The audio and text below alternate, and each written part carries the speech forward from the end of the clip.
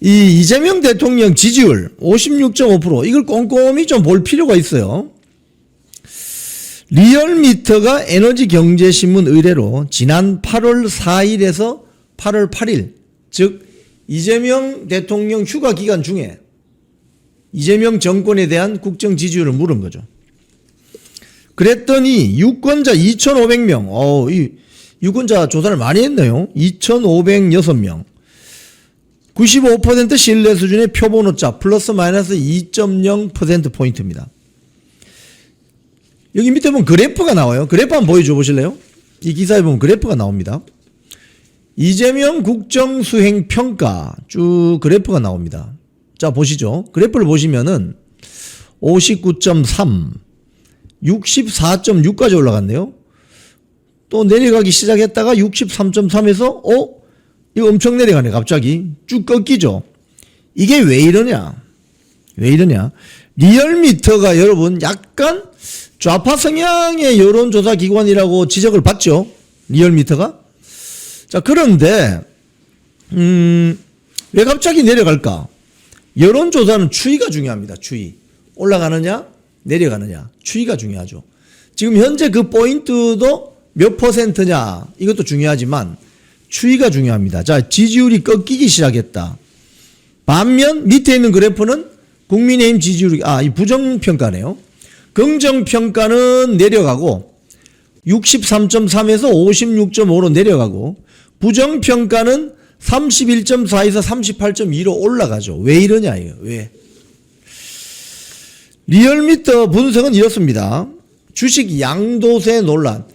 개미들 세금 뜯어가려고 하니까 소액 투자자들 세금 더 뜯어가려고 하니까 좋아하겠어요? 싫어하겠어요?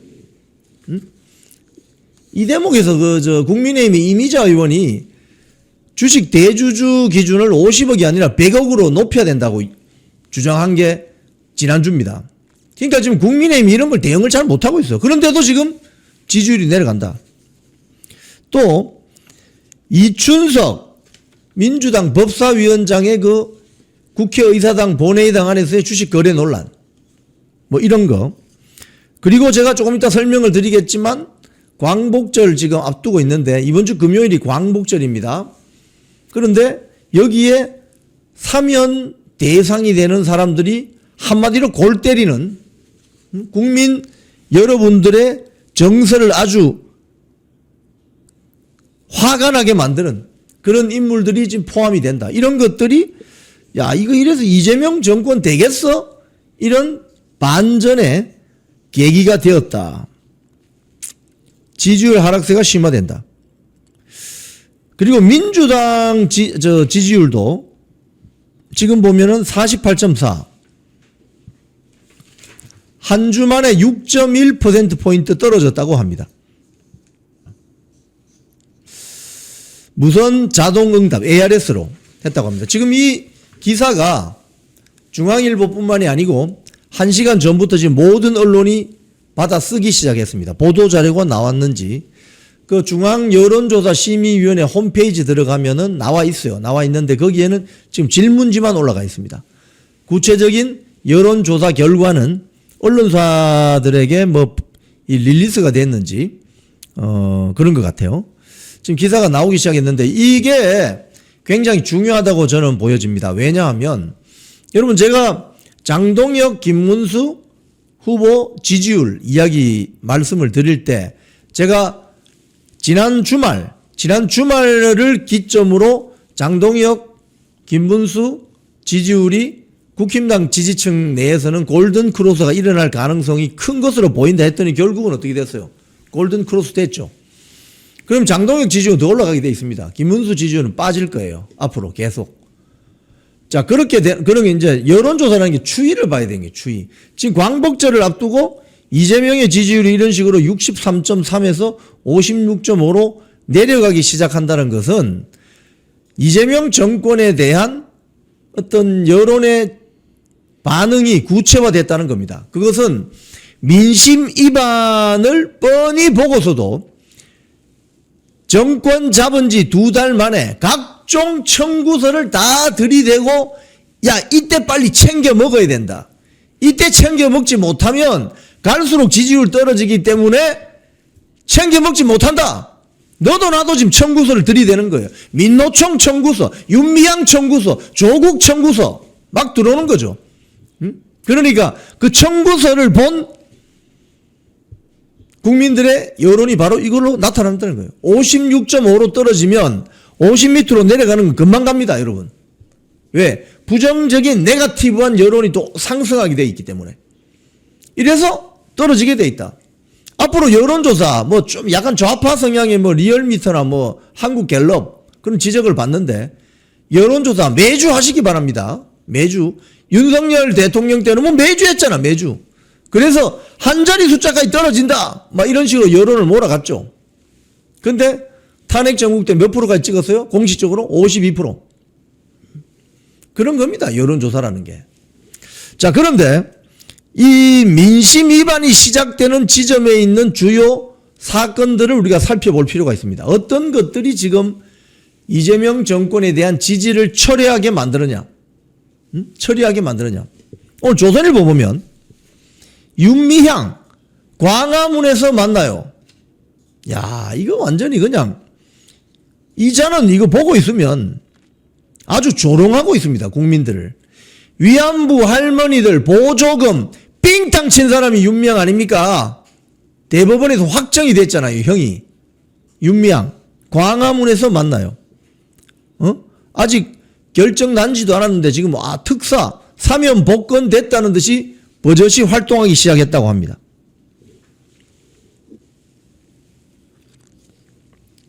윤미향이 뭐라고 했느냐? 윤미향이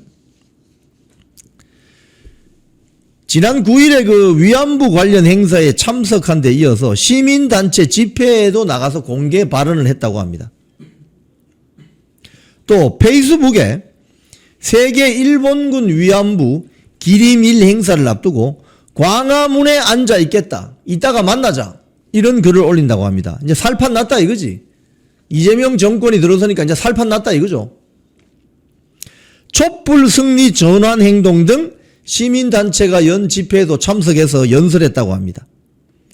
뭐라고 했느냐. 이재명 주권 정부는 윤석열 내란 정권이 망친 굴욕적인 한일 과거사를 바로 세워야 한다. 윤석열 정권이 한일 과거사를 뭘 망쳤죠? 토착 외구로 할머니들, 위안부 할머니들 그 보조금, 후원금 빨아먹은 윤미향이 8.15 특사에 포함된다고 하니 국민들이 가만히 있겠습니까? 이재명 정권에 대한 지지를 처리하겠죠. 윤미향 이야기 나오면은 도저히 참을 수 없는 부분이 이런 겁니다.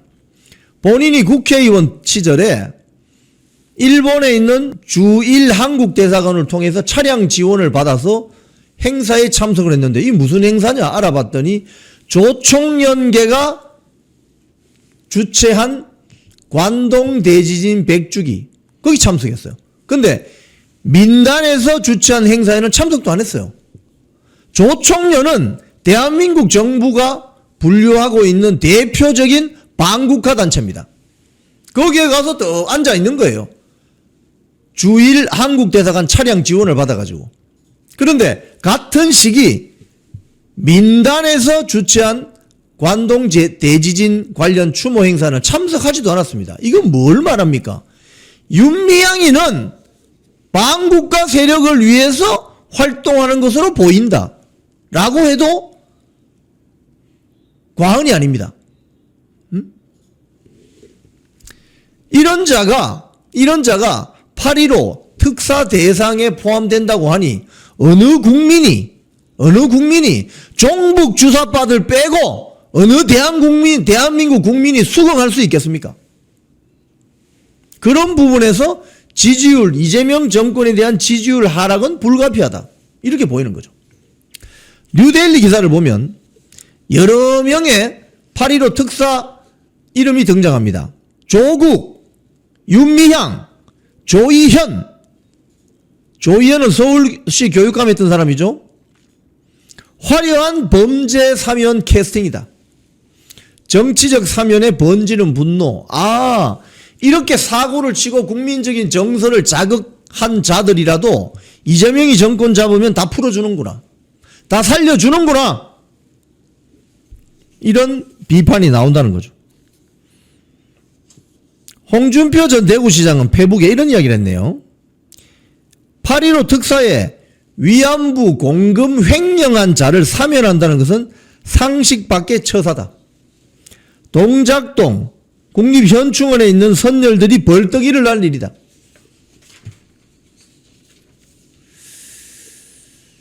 윤미향이는 일본군 위안부 피해자 후원금을 횡령한 혐의 등으로 작년 11월 대법원에서 징역 1년 6개월에 집행유예 3년이 확정되었습니다.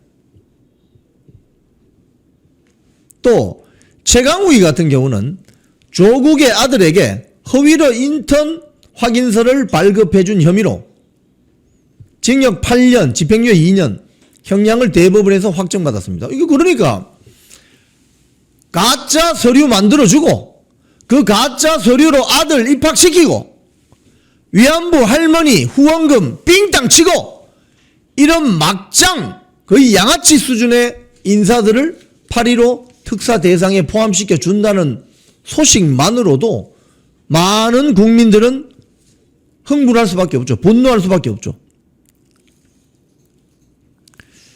박성원 국민의힘 수석 대변인은 논평에서 이렇게 이야기했습니다. 일본군 위안부 피해자 할머니들에게 전달된 후원금과 국가보조금 등을 빼돌려서 요가 강사비, 발 마사지비, 술집, 면세점, 쇼핑 등에 탕진한 사람이 광복절 80주년에 사면된다. 이게 이해가 가능한 일이냐? 여러분 이해하세요 이거? 너도 나도 청구서를 들이대니 친문들도 대거 청구서를 특사 청구서를 들이댄 것 같습니다. 이 중앙일보 단독 기사 같은데 조국에 이어서 백원우, 윤건영 친문 대거 특사 대상에 올랐다. 윤건영, 최강욱, 윤미향 조국에서 윤건영, 백원우 전 민정비서관, 김은경 전 환경부 장관,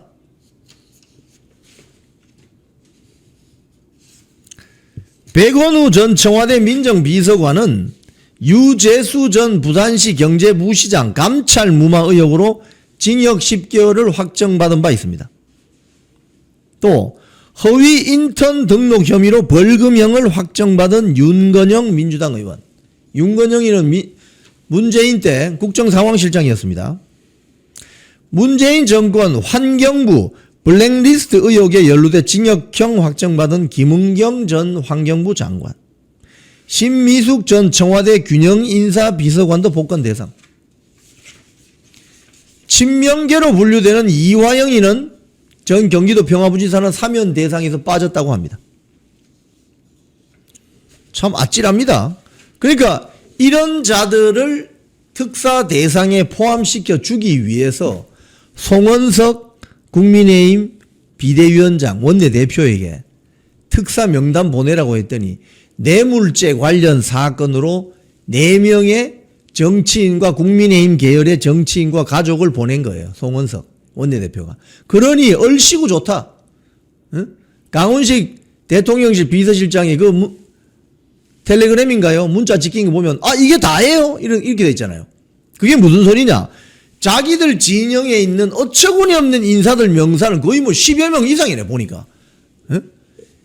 위안부 할머니 후원금 삥땅 친 윤미향, 조국, 허위 인턴 발급서 최강욱, 등등 친문 윤건영, 블랙리스트 김은경 환경부 장관 이렇게 이제 다 이제 명단을 딱 손에 들고 있다가 국민의힘에서 좀 몇 명 추천하시죠. 4명, 딸랑 4명. 응? 근데 전부 다 뇌물 사건 관련 자들이라는 거예요. 이러니 나중에 그 사람들 특사 안 시켜줘도 됩니다라고 말해봤자 이미 다 판을 짜놓고 기다리고 있는 거 아니냐고요. 그러니까 거기에 응하는 것 자체가 전략적인 실패 아니겠습니까? 전략적인 실패죠. 송원석 원내대표의 전략적인 실패인 거예요. 아예 선을 딱 그어버려야 돼요. 아, 우리는 이런 상황, 이런 판단하에 정치인 사면은 이번 광복절 특사에는 불가하다고 생각한다. 민생 관련 자들만 특사 대상에 포함시켜 줘야 된다. 이렇게 갔어야 된다는 거예요. 이렇게. 근데 뭐 정치 관련 어떤 사건자들도 아니고 뇌물 사건 관련자 4명 명단 넘겨줬더니 나오는 거 보세요. 조국, 윤미향, 뭐 윤건영 뭐 줄줄이 나오잖아요. 줄줄이. 전략적인 실패다. 연합뉴스 보도 보면 이미 민주당 측은 추미애가 윤미향을 벌써 사면시켜야 된다고 이미 8월 10일 날 사법 피해자 윤미향 광복절 특사 대상에 보내야 된다. 이러면서 추미애는 윤미향 2심 판결을 내린 마용주 대법관을 직격했습니다. 직격한 내용을 보면 윤미향 전 의원의 항소심을 맡았던 마용주 대법관을 겨냥해서 기부금품 모집법 유죄 판단은 황당하기조차 하다. 형식 논리의 기계적 판단을 내렸다. 마용주 대법관은 2023년 서울고법 부장판사 시절에 1심에서 무죄로 판단한 국고보조금 편취 혐의 등을 유죄로, 윤미향을 유죄로 인정하는 일부 판단을 뒤집고 윤미향에게 징역 1년 6개월에 집행유예 3년을 선고했습니다. 근데 추미애가 지금 법사위원장이잖아요. 법사위원장이 이제 될 예정이잖아요. 마용주 대법관을 이런 식으로 직격한다는 거예요. 의회 권력의 폭주가 아닐 수가 없습니다. 자, 민주당 내부에서도 이거 8.15 특사 이거 너무 오버한 거 아니냐? 이런 이야기가 나오고 있다고 합니다. 지방선거 범여권 권력지형 변수될까? 아시아투데이 기사를 보면 조국 8.15 특사 속내 복잡한 민주, 여기 내용을 쭉 보면 이런 이야기가 나옵니다. 한준호 민주당 최고위원이 MBC 라디오 김종배 시선 집중에 나와서 정치인 사면에 대해서는 다음 기회로 넘기는 것이 바람직하지 않을까 싶다. 이러면서 약간 반론을 제기합니다. 그러니까 추미애라든지 윤미향이나 윤건영을 지지하는 친문들은 자, 이거 빨리 특사 대상으로 넣어주세요. 이번에 다 풀어주세요. 라고 주장하지만 한준호 민주당 최고위원 같은 자들은 이렇게 이야기한다는 거예요. 근데 그 속내를 보면은 내년 6월에 있을 지방선거가 속내라고 합니다. 무슨 소리냐? 조국을 풀어주면 조국 혁신당이 내년에 호남 지역에서 민주당 후보들과 경쟁할 가능성이 크다. 즉 지역구는 민주당, 비례는 조국 혁신당 전략을 써서 지난 총선에서 조국당이 10여 명의 국회의원 배지를 만들었죠. 즉 조국이가 복권되어서 당대표로 복귀를 하게 되면 내년 지방선거에서 민주당의 텃밭인 호남에서 경쟁 가능성이 생긴다, 이 소리입니다. 이 조국당은 여러분 지금 안철수 있죠. 안철수 국민의당이 어디서 돌풍을 일으켰습니까? 호남에서 돌풍을 일으켰잖아요. 즉 호남의 유권자들은 민주당이 자기 말을 안 들으면 대한정당으로 국민의당, 대한정당으로 진보당 이런 식으로 선택을 한다는 거예요. 그러니까 민주당 최고위원인 한준호의 이야기는 바로 내년 지방선거에서 조국이가 이번에 특사 대상이 돼도 풀려나게 되면 민주당 표를 잠식할 우려가 있다, 이렇게 우려를 하는 거예요. 이런 거 보면 영남 지역에서 국민의힘을 대체할 수 있는 대한정당이 있을까? 이런 생각도 한번 해보는 거죠. 민주당은 호남 지역 유권자들이 아주 어떻게 보면 민주당이 자기들 말을 잘 듣도록 조금 말 안 듣는 것 같으면 국민의당, 심지어 그 진보당도 당선시켜 주잖아요. 호남에서는. 경상도에서 국민의힘 대체할 수 있는 대한정당이 있느냐? 안 보이잖아요. 이런 것들이 바로 국민의힘의 어떤 타성, 국민의힘이라는 정당이 영남 지역에서 타성에 적게 만드는 변수일 수도 있습니다. 자, 이런 가운데 동아일보 보면 오늘 임시 국무회의가 오후 2시 반에 열린답니다.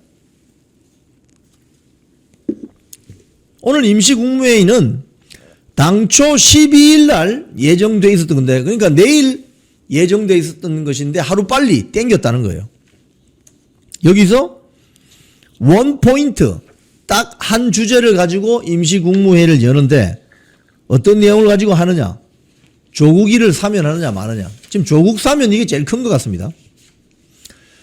조국과 정경심, 부인인 정경심, 그리고 최강욱, 윤미향 전 의원에 대한 특별 사면 복권이 논의될 것 같다고 합니다. 국무회의를 하루 일찍 땡긴 거 보면, 휴가 갔다 와서 바로 오늘 월요일이잖아요. 바로 땡긴 걸 보면 조국이, 최강욱이, 윤미향이 등등을 사면해 줄 것 같다. 이런 반응이 나오고 있습니다. 오늘 오후 2시 반입니다. 여기에 대해서 국민의힘의 반응은 이런 반응입니다. 광복절이, 그것도 이번에 80주 전인데, 광복절이 악질 범죄자들에게 면죄부를 주는 날로 변질돼서는 곤란하다. 조국 전 대표와 윤미향 전 의원에 대한 사면이 국민에게 떳떳하다면 국무회의를 생중계하라. 이렇게 국민의힘이 주장했습니다. 오늘 2시 반 국무회의, 지난번 회의하는 건 생중계하라고 하더니 2시 반 국무회의 한번 생중계해 보시죠. 어떤 사유로 조국이나 최강욱이나 윤미향이를 풀어줘야 되는지, 이유가 뭔지 국민들에게 떳떳하게 한번 설명을 해보라는 거예요. 이런 거 보면 송원석 원내대표가 그 쪽지 전달한 거, 그건 정말 최대의 전략적인 패착이 아닐 수가 없습니다. 상대방이 뭔가 좋은 일 해주는 것처럼 이번에 8.15 특사 명단 좀 주실래요? 라고 하면 그 이야기를 듣는 순간 어떤 생각을 해야 되죠? 저쪽이 많은 숫자를 특사시키려고 하는 모양이다. 그게 권력을 쥔 집권 여당 세력의 작전이잖아요. 그게 휘말리면 안 된다는 거예요. 근데 4명 덜렁 보냈는데 그게 전부 다 뇌물사건 수수자 관련자들이다. 정말 창피하기 짝이 없죠. 전략적인 패착이 아닐 수가 없습니다. 자, 광복절 특사 대상에 조국, 윤미향 등등등등 말도 안 되는 인사들이 들어가 있다. 이것 때문에 이재명 지지율이 하향 추세를 보이기 시작했다. 이건 상당히 유의미한 신호입니다. 자, 그러면 8.15 특사 이야기 나오기 전에 뭐가 나왔어요? 주식 양도세. 어제 그 조선일보 기사를 보면 당정이, 민주당과 대통령실이 주식 양도세 기준 결론을 못 내렸다고 합니다. 이건 뭐냐? 윤석열 정권 때 주식 대주주 기준을 50억 정도 주식을 가지고 있어야 대주주라고 기준을 박았고, 거기에 따라서 양도세를 내기로 했는데, 세금이라는 게 여러분 아시는 거지만 사실은 세금을 내는 입장에서는 정부에게 나의 세금을 뜯긴다고 생각하잖아요. 그런데 그 기준을 50억에서 10억으로 낮추면 어떻게 됩니까? 일종의 지금 서울 아파트 평균 가격이 14억이라고 하는데 주식 10억 가지고 있다고 해서 뜯기기 시작하면 이건 개미들, 즉 소액 투자자들이 다 뜯기게 된다는 거죠. 그럼 개미들이 좋아하겠어요? 개미들은 개미라고 불러주면 굉장히 싫어합니다. 소액 투자자로 불러야 됩니다. 이 소액 투자자들이 대주주로 본인이 분류되어서 세금을 뜯기기 시작하면 좋아하겠냐 이거예요. 거기에서 민심 위반이 일어나기 시작했다는 거예요. 민주당과 대통령실이 이 점에서 자중질환이 일어난다. 정청래와 이재명은 가는 길이 다르다. 이걸 볼 수 있죠. 조선일보의 오늘 새벽 기사도 보면 주식 양도세 10억 우려라는 의견을 민주당 지도부는 대통령실에 밝혔지만 대통령실이 숙고해 보겠다 이야기죠. 무슨 소리냐? 자, 개미들이든 국민들이든 더 세금을 뜯어내야, 증세를 해야 소비 쿠폰도 날리면서 소위 말해서 포퓰리즘 행태를 벌여갈 수 있지 않는 겁니까? 이재명 정권이 포퓰리즘, 좌파 포퓰리즘 정권 아니에요? 지금 소비 쿠폰 13조 날리게 됐습니까, 지금? 일본 정부가 관세 협상 전쟁이 벌어질 것을 이미 예상을 하고 단돈 우리 돈으로 15조 원으로 US 스틸을 인수했습니다. 그래서 관세 부담 없이 미국에서 철강을 생산합니다. 지금 대한민국 포항제철, 동국제강, 인천에 있는 현대제철 앞으로 어떻게 될 것 같습니까, 여러분? 관세 50% 맞으면 장사 못하는 거죠.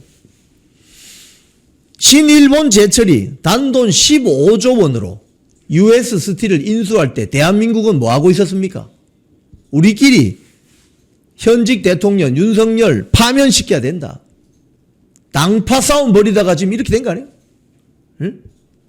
그러는 사이 일본은 소리 소문 없이 15조 원 가지고 US 스틸을 인수했습니다. 우리는 13조 원으로 소비 쿠폰 날리고 있습니다. 여러분 소비 쿠폰 받아서 쓰셨죠? 그 돈 다 모으면 13조 원, 거기다 플러스 2조 원만 더 했다면 US 스틸을 대한민국 정부가 인수할 수 있었습니다. 끔찍한 결과, 끔찍한 후폭풍이 이제 기다리고 있습니다. 포항제철이 관세 50% 맞으면 그 장사 되겠어요, 여러분? 그러면 포항이라는 도시, 동국제강이 어디 있습니까? 부산에 있습니까? 인천에 있는 현대제철, 거기 근무하는 철강 노동자들 어떻게 되겠습니까? 실직이지 뭐, 실직. 데모했어요, 데모. 데모하면 뭐합니까? 공장이 문 닫는데. 그게 지금 앞으로 펼쳐질 비극적인 드라마 같은 일이다 이거예요.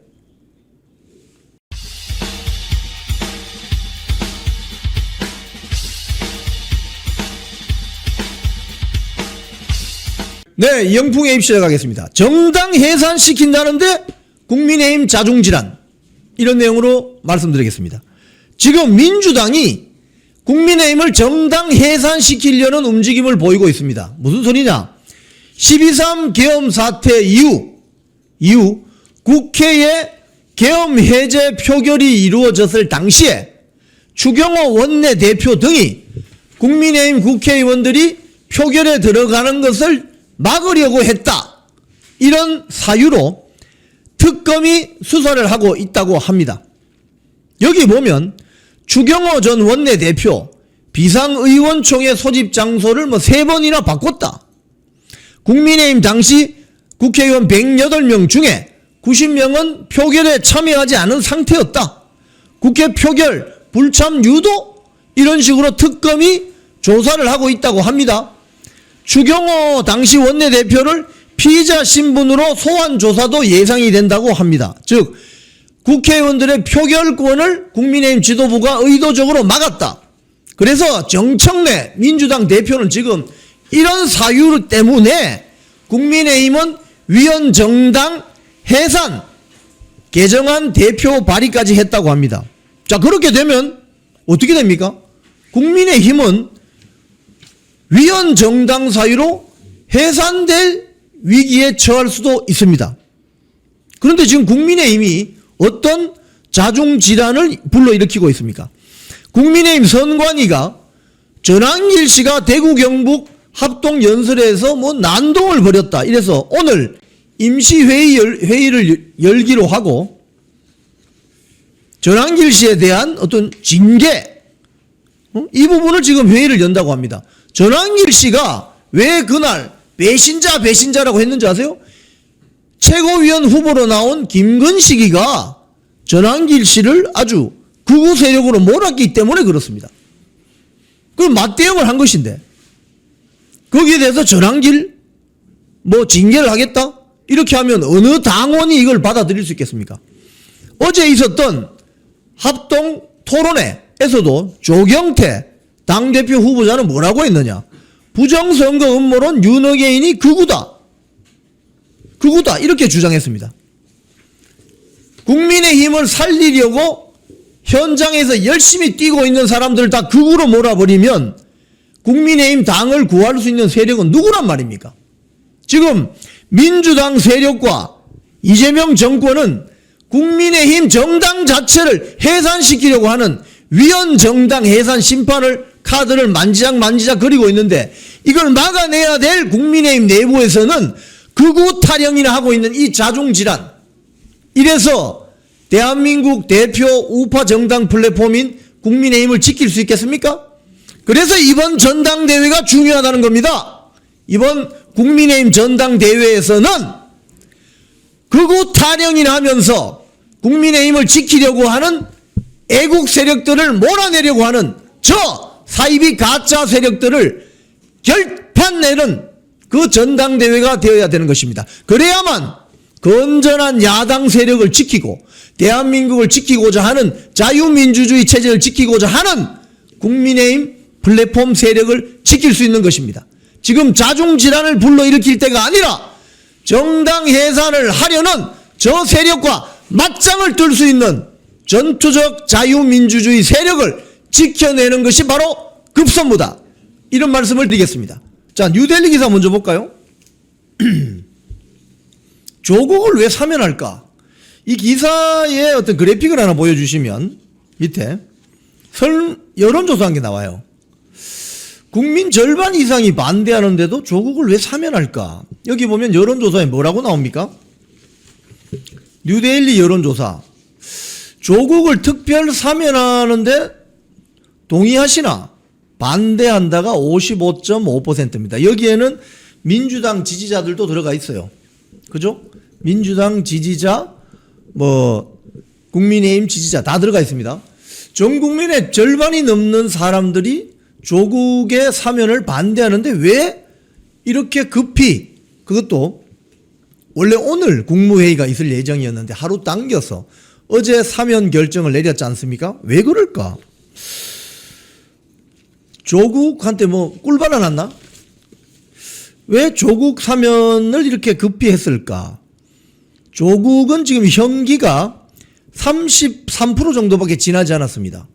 아직 1년 4개월 정도 형기가 남아 있습니다. 왜 그랬을까? 그 점이 여러분 좀 궁금하죠? 그 내용을 오늘 하나하나 짚어봅시다. 조선일보 보도 한번 볼게요. 형기 33% 채운 조국, 유죄 확정 2달 된 친문 윤건영도 면죄부. 여기에 보면 8월 15일자로 사면 대상이 된 사람들을 그래픽으로 설명을 잘 해놨습니다. 그 그래픽 한번 밑에 부분이 있습니다. 한번 보여주세요.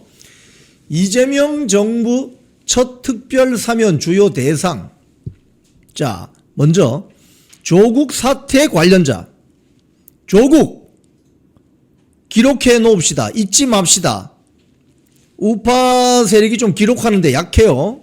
근데 문재인 정권 이후로 많이 근육이 세졌습니다. 조국 자녀 입시 비리. 딸을 의전원 넣으면서 온갖 입시 비리를 저질러 가지고 우리 사회 10, 20, 30 세대로부터 어마어마한 저항에 직면했고 그게 바로 문재인 정권의 붕괴로 이어졌습니다. 유재수 전 부산시 부시장 감찰 무마, 그리고 그의 부인 정경심 자녀 입시 비리, 자기 아들 딸 귀하지 않은 집 있습니까? 하지만 공정하게 해야죠. 공정하게. 최강욱은 조국의 아들에 대해서 허위 인턴 확인서 발급. 이건 뭐예요? 공문서라고 할까요? 사문서라고 할까요? 문서 위조잖아요. 위조. 이런 자들이 청와대 안에 들어가 있었습니다. 백원우 전 청와대 민정비서관, 유재수 전 부산시 부시장 감찰 무마. 이 당시 시장이 누구였느냐? 오거돈이었습니다. 여직원 성추행해가지고 구속됐던 오거돈. 노환중 전 부산의료원장, 조민, 그러니까 조국의 딸 조민에게 특혜 장학금 지급한 거. 이 조국이가 사실은 그 선대는 부산 옆에 있는 진해 쪽 사람들이에요. 웅동학원 이런 거 있잖아요. 근데 부산에서 고등학교 나왔거든요. 그리고 그러니까 부산에 있는 소위 말해서 친문 세력들의 상당히 중요한 인물 중에 하나죠. 그러니까 그 옆에 걸린 사람들 다 그때 화를 입었던 겁니다. 노환중 부산의료원장 조민에게 특혜장학금 지급. 자, 문재인 정권 시절 여권 인사 한번 볼까요? 밑에 보면 윤미향이 이야기하면 이 소리를 지르지 않을 수가 없어요. 윤미향이 위안부 할머니들 후원금 삥땅. 오늘 조금 이따 설명드리겠지만 위안부 할머니 그 소송 대리하는 변호사 이야기가 반환해야 되는 어떤 반환금도 지금 이행하지 않고 있다고 합니다. 윤미향이가 이 뻔뻔하게 짝이 없는 철면피. 윤미향 전 민주당 의원 위안부 후원금 횡령, 조희연 전 서울시 교육감 정교조 활동하다가 해직된 교사들 특전 혐의로 재보궐선거 있었죠. 우파들이 분산되어 가지고 결국 다시 좌파 교육감에게 선거 자진 납부했지만 참 참담합니다. 그거 보고 있으면. 윤건영 민주당 의원, 윤건영이는 문재인 때 국정상황실장을 오래 했죠. 윤건영도 아마 부산 출신일 거예요. 부산에서 고등학교 나온 걸로 압니다. 제가. 의원실 인턴 허위 등록해서 국민의 혈세 빨아먹었던 윤건영. 김은경 전 환경부 장관 블랙리스트 만들었죠. 환경부 블랙리스트. 이용구 전 법무부 차관 택시기사를 폭행했군요. 야권 인사 한번 봅시다. 야권 인사. 이 국민의힘이 추천한 사람들입니다. 참 이거 보면 다 뇌물사건 수수자들입니다. 정찬민 용인시장 시절 뇌물수수, 홍문종 교비 횡령, 심학봉 뇌물수수. 이런 사람을 왜 추천하냐고! 송원석 원내대표. 부끄럽지 않아요? 뇌물사건에 관련된 사람들을 왜 사면해달라고 추천하냐고 이름을. 그러니 저쪽은 옳거니 잘됐다. 조국부터 막 다 사면해줘버리는 이런 어처구니 없는. 한심하죠. 그러니까 무슨 생각으로 야당합니까? 무슨 생각으로 야당하는 거예요? 최소한도로 양심과 선명성은 유지해야만 소수 야당을 유지할 수 있는 거 아니냐고요. 자, 김건희 여사 구속 기록 오늘 영장심사. 지금 영장심사를 받기 위해서 법정에 중앙지법에 출두한 것 같습니다. 오전 10시 10분부터 영장실질심사가 진행된다고 합니다. 김건희 여사에게 적용된 혐의는 도이치모터스 주가 조작, 자본시장법 위반, 명태균 공천 개입 의혹, 정치자금법 위반, 건진법사 청탁 의혹, 알선수재 등 3개 혐의로 구속영장이 청구되어 있다고 합니다. 제가 봤을 때는 구속영장이 발부되지 않을까? 저는 그렇게 전망이 됩니다. 왜? 조국 부부도 구속이 됐었잖아요. 지금 김건희 여사를 결국 구속시켜서 윤석열 대통령 부부 자체를 다 가족을 구속시키려고 하는 거 아니겠습니까? 조국 부부는 자식이라도 있잖아요. 아들, 딸, 자식이라도 있잖아요. 윤석열 대통령 부부는 자식도 없습니다. 집에 강아지, 고양이밖에 없습니다. 자, 윤석열 대통령 부부는 구속시키고 조국 부부는 사면시키는 이재명 정권 하에 이 벌어지는 이 행태, 여러분 어떻게 보십니까? 참담하죠? 자, 오늘 조국 이야기 좀 하겠습니다. 조선일보 기사입니다. 지방선거 변수로 돌아온 조국의 술렁이는 여권. 이재명 정권이 왜 조국을 이렇게 빨리 사면시켰을까요, 여러분? 왜 그럴까요? 어차피 이재명 세력과 문재인 세력은 다른 세력이잖아요. 민주당 내에 같이 동거를 하지만 다른 세력이잖아요. 친문, 비문, 친명, 친문 이렇게 다릅니다. 조국은 굳이 분류를 하자면 친문이죠. 친문. 친문재인 세력이죠. 그런데 왜 조국이를 이렇게 빨리 사면을 했을까? 이걸 곰곰이 좀 생각해 볼 필요가 있다.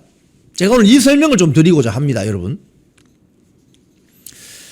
결론부터 말씀드리면 이건 지방선거, 내년 지방선거를 염두에 둔 포석이고 민주당 내에 차기 대권 구도가 본격 경쟁 구도로 간다. 이렇게 보시면 되는 거예요. 그런데 친명인 이재명 정권이 왜 친문 쪽의 대표주자인 조국이를 사면했을까? 이거 엄청난 요구가 있었겠죠. 엄청난 요구. 응? 가령 야, 조국이 이번에 사면시켜주지 않으면 우리 깨고 나갈 거야. 이런 압박이 가해졌을 수도 있죠. 어쨌든 권력의 향배로 보면은 이건 내년 지방선거 대비 플러스 차기 대선 구도. 조국이 그럼 차기 이재명 정권의 후계자인가? 윤석열 대통령 초기 시절에 한동훈이를 뭐라고 했습니까? 황태자인가? 이런 움직임이 있었잖아요. 사실 수면 밑에. 근데 알고 봤더니 황태자는커녕 배신자로 전락해버렸죠. 조국이가 그 전철을 밟을 것인가? 그런 어떤 포인트를 가지고 유심히 예의주시할 필요가 있다. 이 말씀을 드립니다.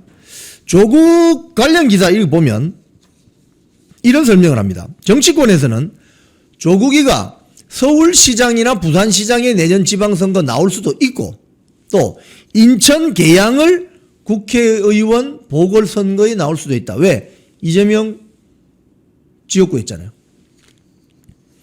지금 조국당의 여러 인사들이 라디오 방송이나 이런 공중파에 나와서 하는 이야기를 한번 들어봅시다. 조국당의 김준영 의원의 말입니다. 내년 지방선거든 국회의원 보궐선거든 조국은 나가야 된다. 제3당, 그러니까 양당 구도를 깰 제3당, 제4당이 필요하다. 그래서 조국의 역할이 굉장히 중요하다. 여기 이제 나오죠, 그죠? 제3당 구도로 만들어 가겠다. 이 나오죠. 자, 그런데 민주당의 속내는 좀 답답합니다. 왜냐? 당장 서울시장 선거에 지금 민주당에서 후보로 뛸 사람들이 있겠지요. 조국이가 만약에 서울시장 후보로 나온다 이러면 어떻게 되겠습니까? 표 깨지는 거죠. 또 두 번째, 조국이 만약에 이재명 정권 다음에 차기 유력 대권 주자로 자리매김할 경우 여권 내에서는 조국 중심의 친문 중심의 정치 세력이 정계 개편을 시도할 가능성도 있다. 이 점을 잘 봐야 됩니다, 여러분. 이런 점을 보면서 국민의힘이 어떻게 대응해야 되는가를 판단해야 되는 거예요.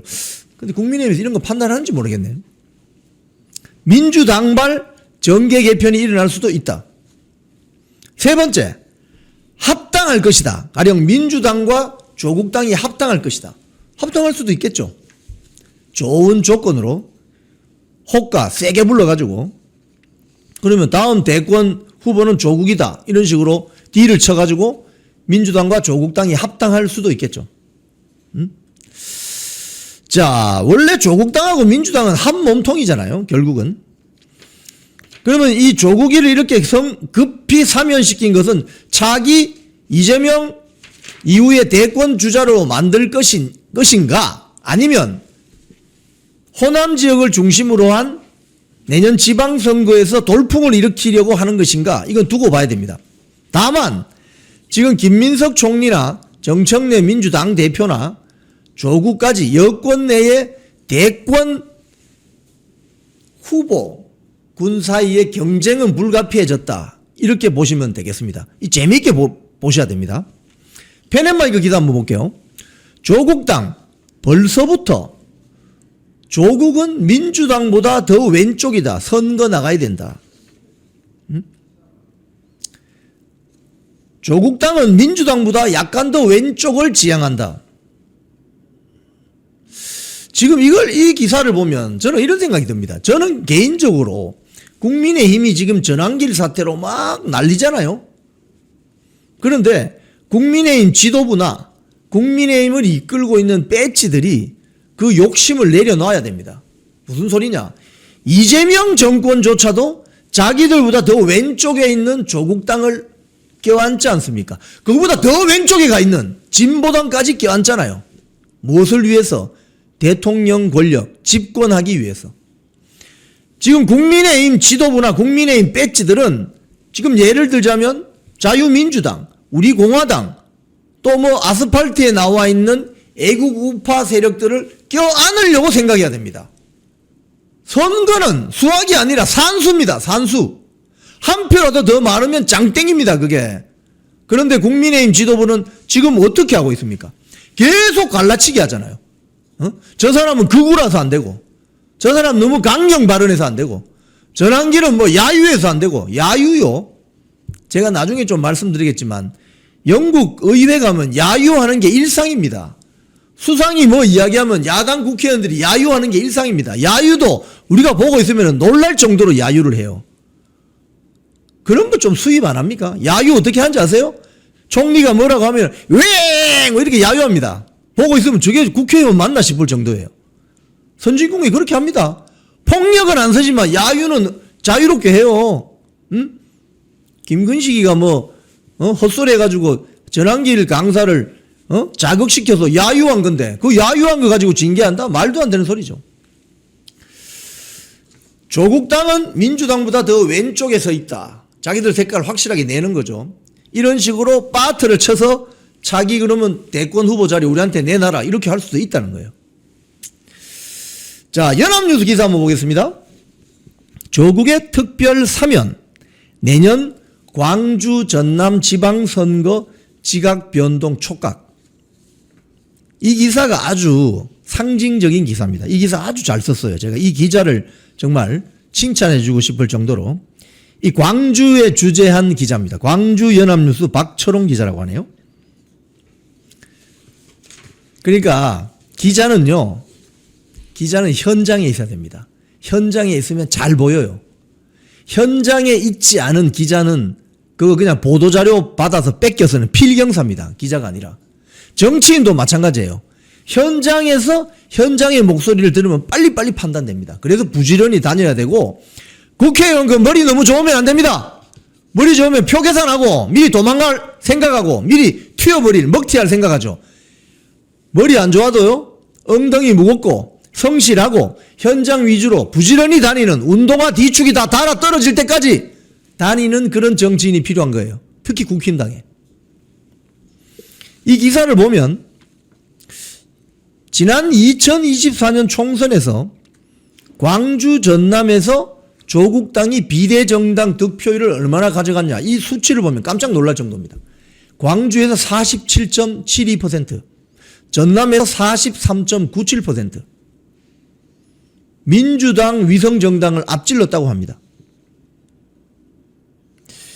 그래서 그때 유행한 말이 지민비조, 지역구는 민주당, 비례는 조국당. 이래서 조국당이 12명의 국회의원을 배출한 거죠. 지금 광주, 전남, 전라북도, 호남의 유권자들은 이렇게 민주당을 견제할 제3당을 만들어서 민주당 세력 중에 자기들 말을 잘 안 듣는 세력은 회초리를 댑니다. 괜찮은 작전이죠. 자, 그럼 영남 지역에 가서 국힘당이 말을 잘 안 듣는다. 회초리 때릴 수 있는 제3당이 있습니까? 없잖아요. 없잖아요. 요게 바로 호남 지역을 중심으로 하는 민주당 유권자들과 영남 지역을 중심으로 하는 국힘당 유권자들의 차이점이라고 할 수 있어요. 또 정당 세력도 마찬가지입니다. 가령 영남 지역에 조국이 같은 강경 우파, 예를 들자면 우리공화당의 뭐 조원진, 예를 들자면 또 뭐 자유민주당의 고영주 변호사 등등, 뭐 자유통일당의 구주화 변호사, 뭐 이런 사람들이 거기서 국힘당을 견제할 수 있는 제3당의 역할을 할 수 있는 회초리 역할을 할 수 있다. 이러면 국힘당이 긴장하겠죠. 요런 게 문제랑 요런 게. 자, 그래서 제가 지금부터 지난 MB 정권 18대 국회의원 선거부터 최근 작년에 있었던 윤석열 정권 때 국회의원 선거 결과를 제가 그래픽으로 보면서 좀 설명을 드릴게요. 큰 흐름을 한번 보세요. 흐름. 큰 흐름을 보시면 지금 대한민국 우파 정치 세력이 얼마나 위기에 빠져 있고 앞으로 해야 될 일이 무엇이고 조국 사면이 어떤 의미를 가지느냐 알 수가 있습니다. 제가 이거 어제 밤에 이렇게 열심히 만든 거니까 한번 잘 보시고, 자, 먼저 하나 띄워줘 보세요. 대한민국 제18대 국회의원 선거 결과 그래픽 사진 한번 띄워보세요. 자, 이 사진을 보시면은 이게 제18대 국회의원 선거입니다. 여기 보시면 한마디로 말씀하면 이거 우파 전성시대였습니다. 이거 다 이명박 대통령 덕분이죠. 우파 전성시대. 오른편에 보면은 파란색 계열 있죠. 블루스카이 파란색, 연한 파란색은 당시 한나라당이고 진한 파란색은 친박연대고 덜 진한 파란색은 이회창 총재의 자유선진당이었습니다. 한나라당, 자유선진당, 친박연대 다 합치면 표가 몇 표? 185석. 300석 중에, 국회 300석 중에 185석이 보수 우파 정당이었습니다. 그야말로 범우파 진영이 185석 우파 전성시대였습니다. 이때는 민주당은 쪽도 못 썼어요. 민주당이 몇 표였냐? 81석이었습니다. 민주당이 81석이었어요. 민주노동당이 5석 해서 86석. 야당이 개헌 저지선도 확보하지 못했어요. 개헌 저지선도. 지금 가만히 생각해 보면 아니 이때 그냥 4년 대통령 연임제 만들어버리지 이런 생각이 드는 거예요. 어? 권력은 집권했을 때 행사하는 겁니다. 권력을 잡았는데 그 집권을 행사하지 못하면 되치기 당하게 돼 있어요. 2008년 기록을 보세요. 자, 그 다음 2012년 19대 국회의원 총선 한번 보세요. 이건 MB 정권 말기에 치러졌던 총선입니다. 여기 보면 MB 정권 말기 그때 비대위, 그러니까 박근혜 대통령이 비대위 새누리당 천막 당사, 그죠? 이때 새누리당이 이 오른쪽이 빨간색입니다. 빨간색. 새누리당이 몇 석이냐? 152석. 이회창 총재의 자유선진당이 5석에서 157석입니다. 아까 18대 국회의원 선거 때 범우파가 185석이었는데 갑자기 157석으로 쪼그라든 거죠. 한 30석 쪼그라든 겁니다. 민주당은 당시 127석. 원래 80여석 하다가 127석 완전히 신성을 했죠. 그래서 좌파를 다 합치면 140석. 자, 이때부터 이제 시작되는 거예요. 이때부터. 우파 연합이 157석, 좌파 연합이 140석. MB 정권 말기에 좌파 우파 균등 시대가 시작됐습니다. 자, 그다음 제20대 국회의원 선거 한번 보세요. 이거 언제냐? 2016년입니다. 박근혜 정부. 이때 당대표가 누구였나? 새누리당 김무성.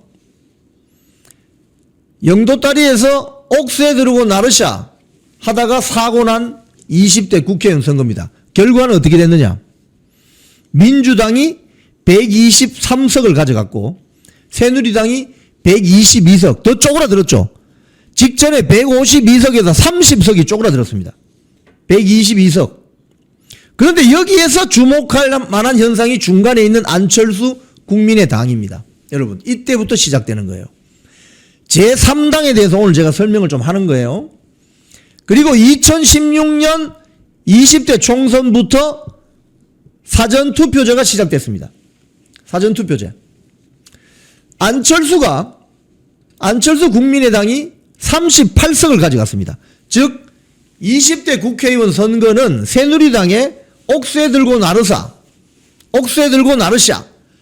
플러스 안철수 국민의당이 38석이라는 돌풍을 불러일으킨 겁니다. 여기 지도를 가만히 보십시오. 왼편에 초록색 돼 있는 거 있죠? 이게 안철수당입니다. 호남 지역에 광범위하게 초록색이 들어가죠. 이게 안철수 국민의당입니다. 즉 조국이가 만약에 내년 지방선거에도 돌풍을 일으키면 호남 지역이 저 초록색에 해당되는 부분이 조국당으로 표가 갈 가능성도 있어 보인다는 거예요. 그러면 지금 민주당 호남 지역 세력이 어떻게 되겠습니까? 난리 나겠죠? 분발하겠죠? 이게 바로 경쟁의 힘이라는 거예요. 자, 21대 국회의원 선거 한번 봅시다. 문재인 정권 때 치러진 21대 국회의원 선거. 이때는 안철수 제3당이 위축됩니다. 안철수 제3당이 세석으로 완전히 사라져버리죠. 30몇 석이었는데 직전에 38석까지 갔는데 세석으로 30석이 날아가 버려요. 그리고 이해찬 대표의 민주당 세력이 몇 석을 가져가느냐? 무려 180석을 가져갑니다. 180석 가져갑니다. 황교안 미래통합당 103석으로 계속 줄죠. 그러니까 직전에 김무성 대표 때 122석, 그 앞에 박근혜 당대표 시절에 152석, 그 다음에 그 직전에 18대는 무려 153석이었는데 계속 쪼그라들고 있는 거죠. 이렇게. 근데 그 결정적인 터닝 포인트를 마련한 것이 안철수의 국민의당이었다. 그게 20대 국회의원 선거였다. 좌파 전성시대에 돌입했다. 이 표만으로 보면 좌파 전성시대에 돌입했다. 그리고 작년에 있었던 22대 국회의원 선거 한번 봅시다. 좌파 전성시대가 계속되고 있어. 민주당 의석만 175석이다. 왼편에 있는 민주당 의석만 175석이다. 그리고 조국당이 돌풍을 일으켰다. 12석을 가져간다. 그 다음에 이준석 개혁신당이 3석 가져간다. 이런 식으로 해서 아시는 것처럼 야5당 윤석열 정권 때 야5당 표가 192표를 가져갔다. 이때 국민의힘 총선의 결정적인 패인은 바로 한동훈이었다. 선거했더니 108석밖에 못 가져온 거죠. 자, 제가 쭉 설명을 드렸는데 여러분 2008년부터 거의 뭐 10몇 년 동안 한 5차례의 총선이 있었습니다. 5차례의 총선. 자, 이 조국의 특별 사면이 어떤 영향을 가져올까? 일단 호남 지역에 제3당 돌풍을 일으킬 가능성이 있습니다. 그래서 호남 지역을 중심으로 한 민주당 세력이 분발하게 돼 있습니다. 분발하겠죠. 왜? 열심히 뛰지 않으면 조국당에게 뺏길 거니까.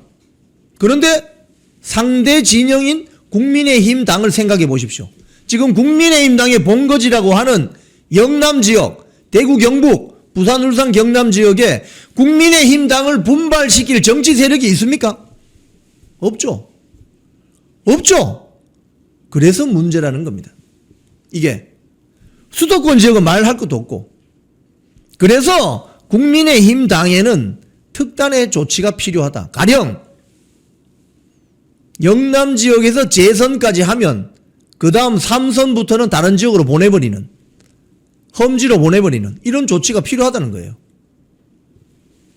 그래서 지금 민주당은요, 주요 당직자의 호남을 지역구로 두고 있는 국회의원들을 올리지 않습니다. 여러분, 민주당을 비판하고 이재명 정권을 비판하죠. 할 건 해야죠. 하지만 잘하는 건 벤치마킹을 해야 됩니다. 국민의힘이 그런 점을 벤치마킹 합니까? 안 하죠. 그래서 지금 국민의힘이 요 모양 요 꼴인 거예요. 그런데 전환길 강사가 나타나서 저렇게 난리를 쳐도 징계한다고 한다는 겁니다. 이게 말이 됩니까? 자, 중앙일보 사설 한번 보겠습니다. 조국의 강에 다시 빠진 여권. 어떤 조국의 효과가 호남 지역 민주당 세력을 분발시키고 제3당 세력을 키워서 차기 여권의 민주당의 대권 구도를 경쟁 구도로 가져간다는 그런 장점은 있겠지만, 그런 효과는 있겠지만, 조국을 지금 이렇게 성급하게 사면시키는 것은 국민들 여론의 역풍을 맞게 돼 있다. 서울대 교수로서 이 중앙일보 사설 이야기입니다. 서울대 교수로서 공정을 부르짖었지만 고위공직자로서 위선과 내로남불 논란을 일으켰다. 그래서 문재인 정권이 붕괴하기 시작했어요. 어제 저희 오전 우잘사 방송에서 말씀드린 대로 이재명 정권의 지금 국정 지지율이 56.5%로 취임 이후에 한 주 사이에 6.8%포인트 폭락했습니다. 왜 그랬을까? 바로 이런 거죠. 조국, 이춘석, 증세 이런 것들입니다. 이런 부담을 안고 지금 정면 돌파를 하고 있는 민주당이 왜 저럴까? 그 틈을 잘 봐야 된다는 거예요. 자, 그래서 이런 말씀을 드립니다. 자, 그러면 이번에 사면된 자들의 면면을 한번 봅시다. 뉴데일리 보도입니다. 끝내 그들만의 축제로 변질. 북치고 장구치고 지들끼리 대통령의 셀프 사면 빼고는 다 했다. 전문가들 국민 주권 정부 놀고 있네. 국민 눈높이에 반한다. 이런 이야기들이 나오고 있고요. 또 여기 보면은 정치평론가들 이야기가 나오는데 한 3가지 정도가 나옵니다. 정치평론가들의 멘트가 나옵니다. 첫 번째가 여권이 양분화될 것이다. 자, 무슨 소리냐? 이재명을 따르는 세력과 조국 등 친문 세력들이 갈라질 것이다. 여권 세력이 양분화될 것이다. 요 점을 잘 봐야 된다는 거예요. 요 점을. 국민의힘 지도부가 전한길 씨를 징계할 것이 아니라 이런 점을 가지고 대여 공세를 펼쳐야 된다는 거예요. 차기 국민의힘 지도부는 이 점을 집중해야 됩니다. 여권이 양분화된다. 이제 앞으로 이재명 취임하자마자 5년 뒤에 있을 대선을 위해서 벌써 세력이 양분화되고 있다. 그 조짐의 상징적인 인물이 조국이다. 호남이 흔들한다. 이거 무슨 소리예요? 제가 말씀드렸죠. 조국당이 지난번 총선 지방선거에서 호남에서 돌풍을 일으켰는데 바로 그 세력이 그 표심이 조국당을 통해서 민주당 호남 세력들을 흔들기를 시작할 것이다. 그건 겉으로 보면 흔들기지만 실제로는 경쟁하는 것이다. 국민 주권 정부에 대한 환상이 깨졌다. 바로 이 점이죠. 3가지 정도를 지금 정치평론가들이 지적을 합니다. 여권 세력이 친문, 친명으로 양분화된다. 국민 주권 정부에 대한 환상이 깨진다. 이 2가지 포인트는 국민의힘 세력이 공세를 펼칠 수 있는 좋은 포인트입니다. 또 호남 지역이 흔들한다. 이 부분은 공세보다는 굉장히 벤치마킹할 필요가 있는 포인트다. 정리가 딱 되잖아요. 정리가. 이런 점을 차기 국민의힘 지도부는 주목해서 보고 공세 전략과 전술을 짜야 된다. 딱 나오잖아요. 답이. 제가 딱 정리해 드립니다. 공세 포인트는 국민 주권에 대한 환상이 깨졌다. 그 다음 여권 세력이 양분화된다. 이 공세 포인트죠. 호남 지역이 흔들거린다. 민주당과 조국당으로 양분되어서 표심 경쟁을 벌일 것이다. 이건 벤치마킹 포인트다. 여러분 찬성하세요? 자, 그럼에도 불구하고 이번 사면은 조선일보 보도를 보면 친문계와 민노총 세력에 대해서 대선 빚을 갚은 사면이다. 이런 평가가 나옵니다. 청구서 다 이제 계산해줬다 이 말입니다. 그 사진을 보면 조국, 윤미향, 윤건영, 이재명 정권이 이런 식으로 지난 대선 때 도와준 사람들 청구서 다 이제 계산해줬다 이 말이죠. 이걸 국민들이 모를 것 같습니까? 다 알죠. 이 가운데 가장 악질적인 케이스가 바로 윤미향입니다. 조선일보 보도 보면 위안부 후원자 변호사가 이런 이야기했습니다. 윤미향이가 횡령금 반환도 안 한다. 횡령금 반환도 안 한다. 윤미향이 사진 한번 띄워주세요. 평화의 소녀상 전시회 좋아하고 있네. 위안부 할머니들 후원금 삥땅 친 윤미향. 횡령금이 얼마? 지금 이 변호사가 김기윤 변호사인데 윤미향이가 위안부 피해자 관련 후원금 등을 사적으로 유용한 혐의로 대법원에서 유죄로 확정됐잖아요. 확정 판결 이후에도 후원금 반환에 불복해서 피해 회복 조치를 거부하고 있는데, 이 사건의 원고 2명이 윤미향에게 청구한 후원금이 얼마인 줄 아세요? 이 반환하지 않고 있는 후원금이 어마어마한 금액입니다. 얼마인 줄 아세요? 120만 원이라고 합니다. 이 어마어마한 120만 원을 윤미향이 반환하지 않고 있다고 합니다. 이런 파렴치한 자가 있습니까? 윤미향 의원 측은 후원금을 돌려줄 수 없다면서 재판부에 이의 신청을 냈다고 합니다. 위안부 할머니들 후원금으로 뭐 마사지 샵 뭐 등등 뭐 이야기 나오던데, 그죠? 언론 보도에. 그런데 후원금 횡령금 120만 원을 반환하지 못한다? 원고 2명이 청구한 후원금 총액 120만 원. 서울 서부지법 재판부는 원고들이 반환을 청구한 기부금을 모두 돌려주라는 내용의 화해 권고 결정을 내렸다고 합니다. 언제? 지난해 1월에. 그런데 판사가 당사자의 이익과 대법원 유죄 판결 등을 고려해서 직권으로 합의를 권고한 것인데, 이 사건 원고 2명이 윤미향에게 청구한 후원금 총액은 어마어마한 규모입니다. 120만 원. 윤미향! 빨리 120만 원 돌려줘. 이런 자가 사면이 됐습니다, 여러분.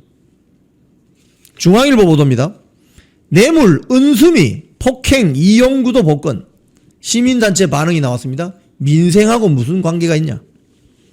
은수미는 여러분 대표적인 종북 주사파 정치인입니다. 시민단체 반응 한번 들어볼까요? 경실련이 반응했습니다. 사면권을, 대통령의 사면권을 흥정과 보상의 수단으로 전락시켰다. 여성인권단체인 한국여성정치네트워크, 부와 권력을 이용해 범죄를 저지른 자들을 용서하는 것은 국민들의 신뢰를 철저히 배반하는 것이다. 이들은 결국 법 위에 군림하는 자들이 되었다. 이재명이 잡범들을 다시 정치판으로 불러들인 것이다. 이렇게 비판했습니다. 인권운동 네트워크 바람, 송원석 원내대표가 요청했던 정찬민, 홍문종, 심학봉 등도 뇌물과 횡령을 저지르는 등 죄질이 나쁜 부패 정치인이다. 대통령의 사면권은 부패와 비리를 덮어주는 것이 아니다. 이래서 잘못했던 거예요.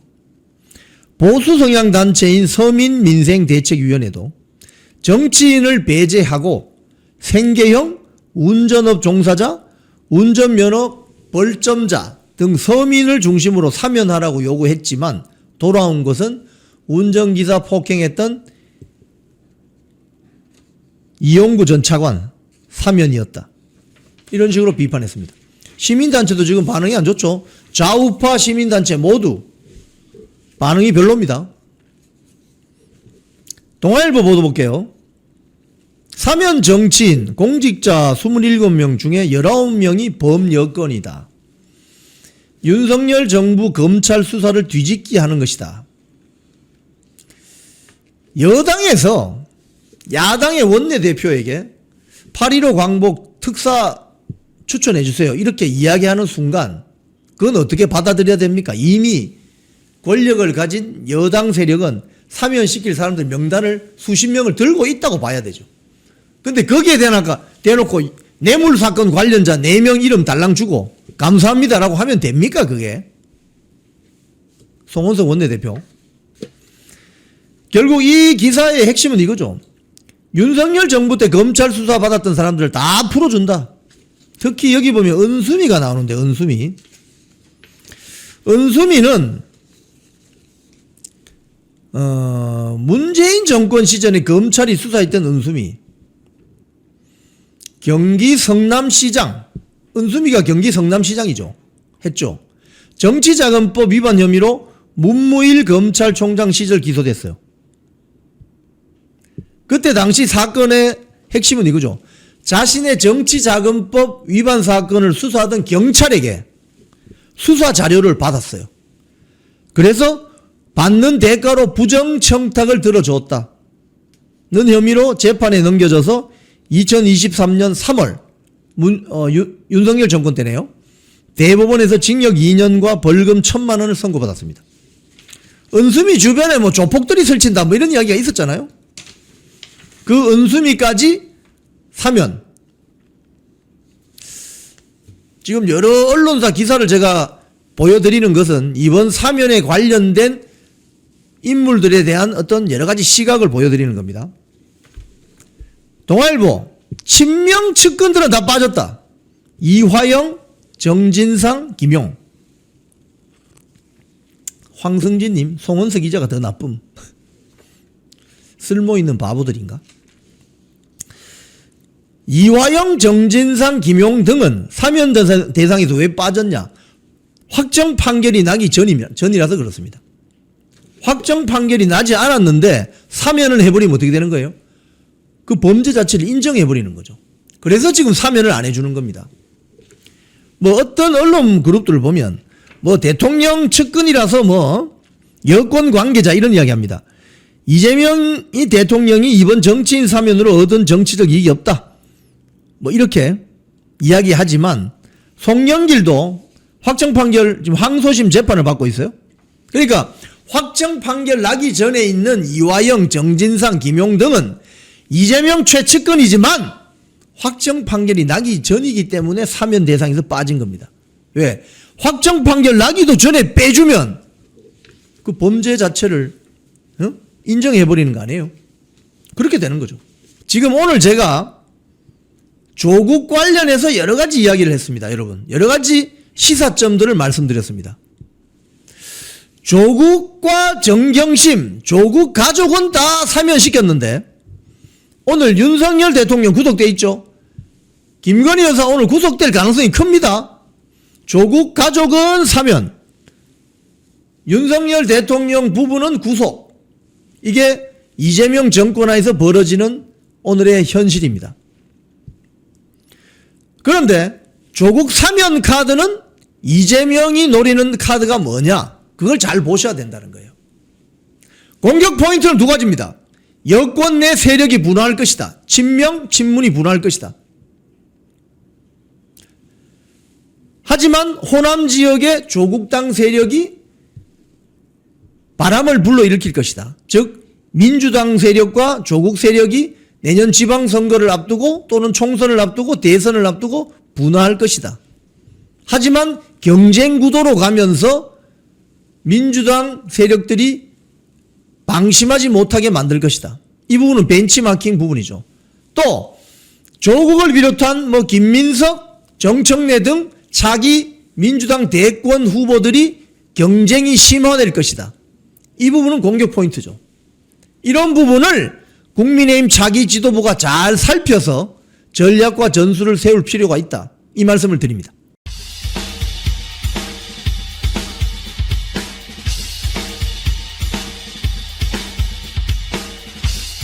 네, 오늘 이영풍의 입은 당론 거부했던 반국민의힘 세력부터 청산해야 된다.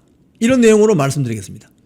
제가 두 건의 기사를 올려드립니다. 첫 번째 기사는 지난 12월 4일 있었던 윤석열 대통령 탄핵 소추안 1차 투표와 관련된 기사입니다. 여기에서 국민의힘은 당시 당론을 어떻게 정했느냐.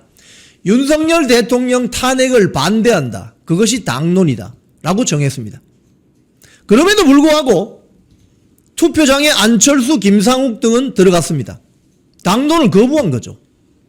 그리고 또 한 기사는 그 일주일 뒤 2차 탄핵 소추안이 진행될 때 기사입니다.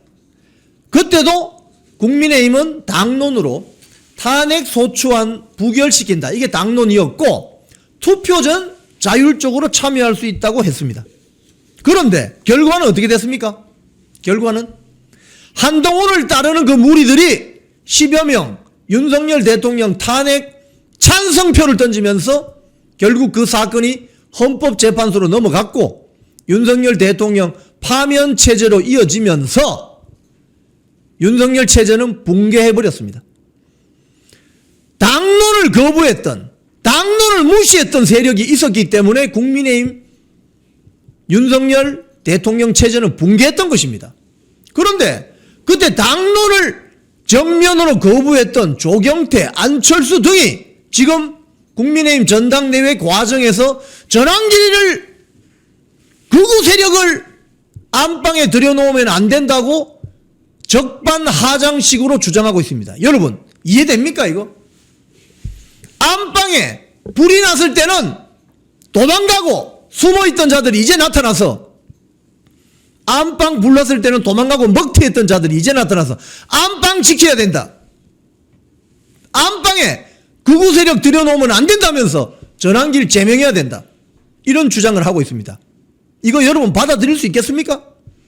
그래서 이번 국민의힘 전당대회 그 과정에 어제 광주에서는 무슨 일이 있었습니까? 안철수, 양양자, 한동훈 그리고 조경태는 영상으로, 최고위원 후보자 김근식 다 모여서 무슨 일을 합니까? 거기서 무슨 이야기를 합니까? 국민의힘이 극우 세력에 의해서 점령당하면 안 된다는 이런 움직임을 보이고 있어요. 누가 극우 세력입니까? 누가 국민의힘을 망쳤습니까? 누가 윤석열 정권을 붕괴시켰습니까? 바로 한동훈을 따르는 그 무리들이 윤석열 체제를 붕괴시킨 책임자들 아닙니까? 이제 와서 보따리 내어놔라고? 안방 지켜야 된다고? 궤변도 이런 궤변이 없습니다.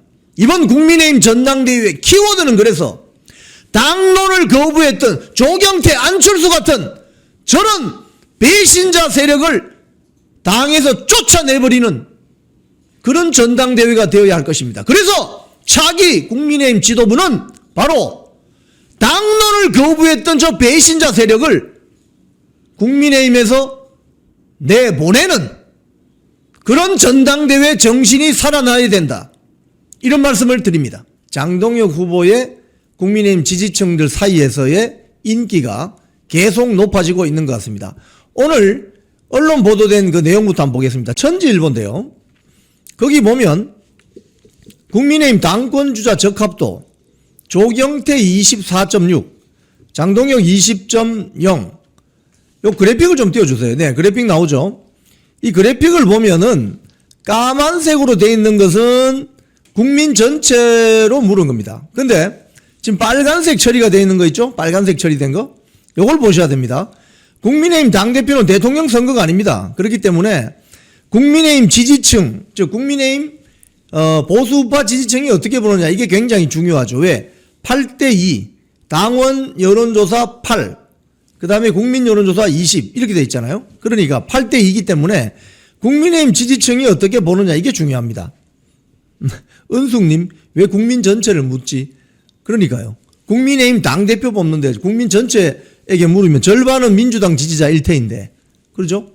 뭐 한 35%에서 45%는 민주당 지지자들 아니겠습니까? 그 사람들은 당연히 역선택을 하죠. 조경태 같이. 자, 여기 보면 나오는 거죠. 조경태 후보가 국민 전체로 물었을 때는 24.6이 나옵니다. 근데 국민의힘 지지층으로 좁혀서 물었더니 10.1%가 나옵니다. 약 한 14% 차이가 나죠. 그 다음에 장동혁 후보는 국민 전체로 물었더니 20.0%가 나왔는데 국민의힘 지지층 전체로 좁혀서 물으면 40.5%가 나온다는 겁니다. 40%를 넘었다는 것은 이거 대세가 형성이 되었다, 이렇게 볼 수 있는 거죠.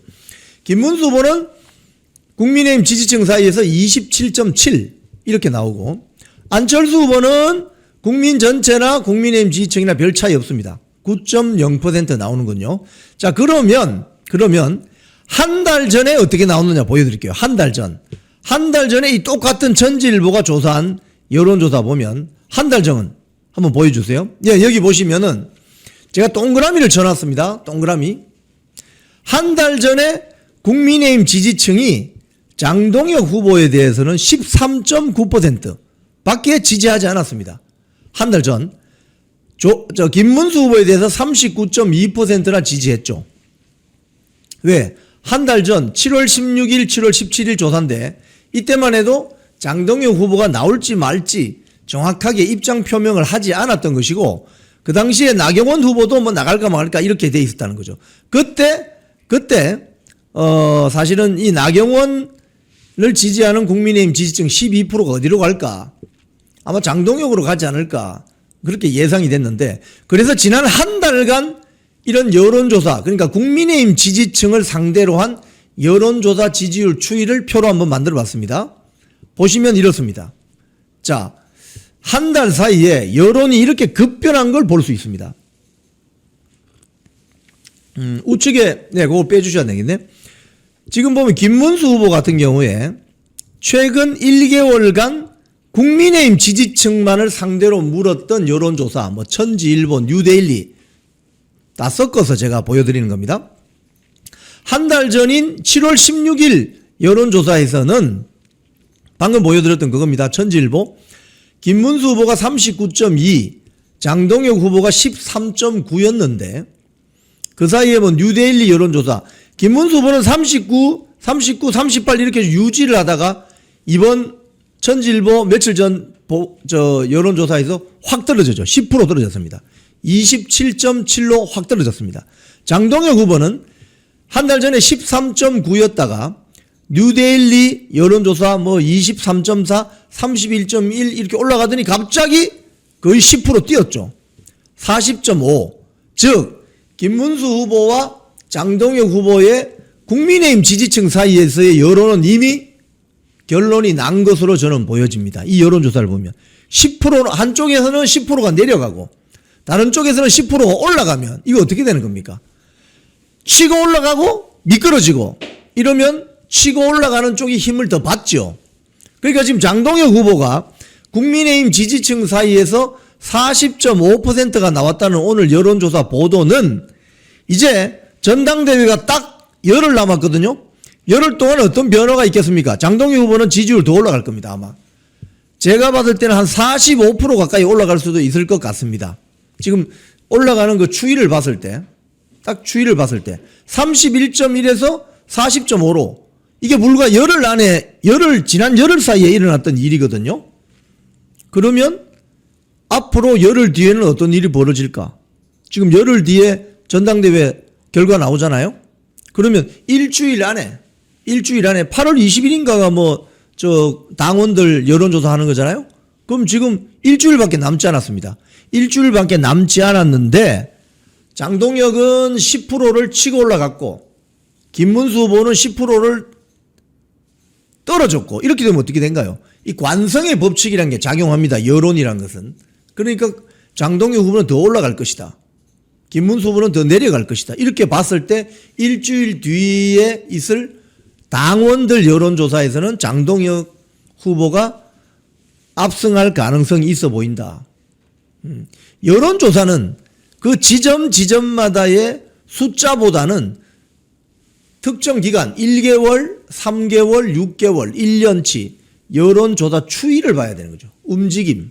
어떻게 흘러가느냐. 이 추이를 보면 장동혁의 돌풍은 이미 가시화되었고 일강체제로 굳어지는 것 같다. 이렇게 평가를 내릴 수 있겠습니다. 그리고 김문수 후보는 꺾어졌다. 이미.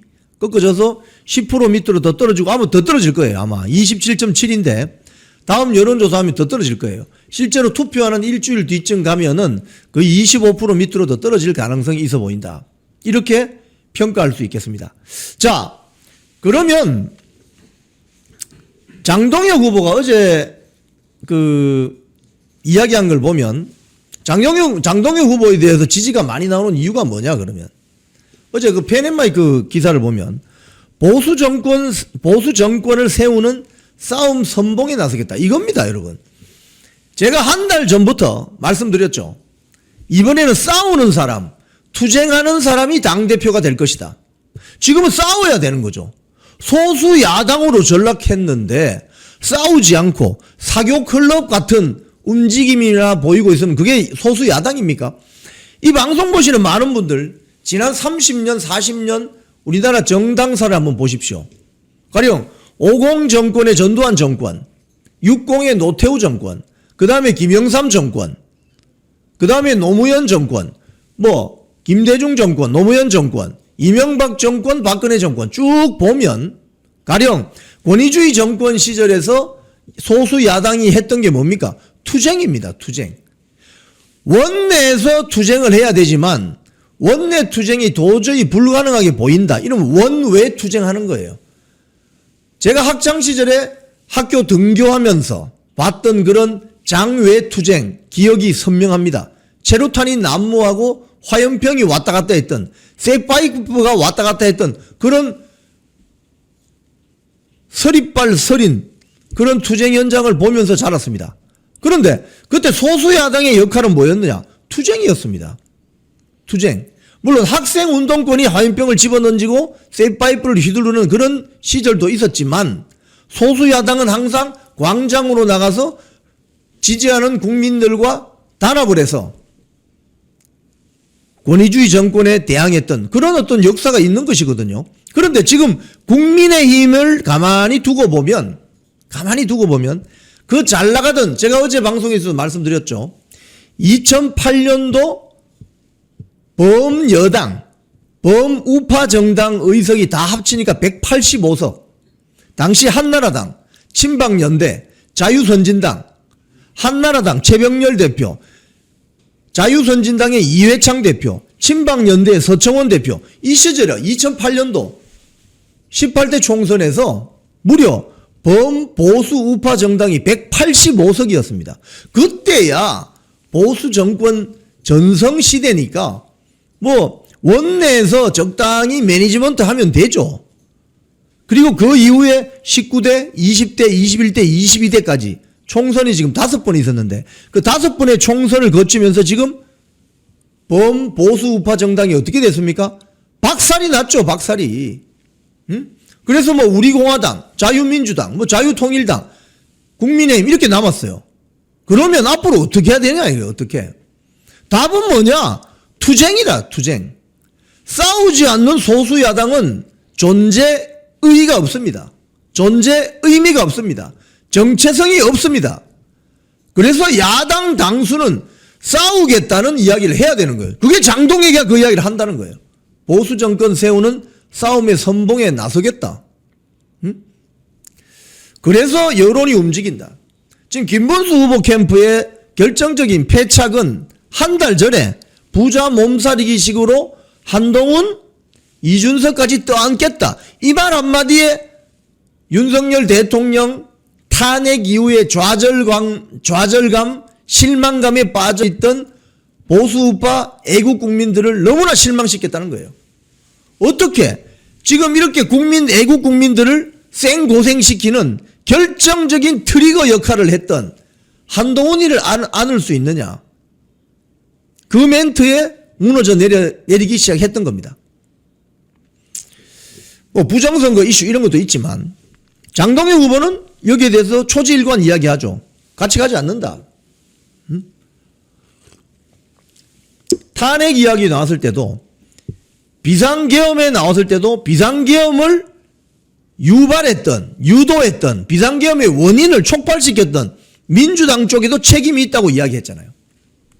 그런 것들이 보수우파 애국 국민들의 정서를 달래기 시작했고 거기에서 스파크가 일어나서 지난 한 달 사이 10%에 머물러 있던 지지율이 지금 40%까지 올라간 겁니다.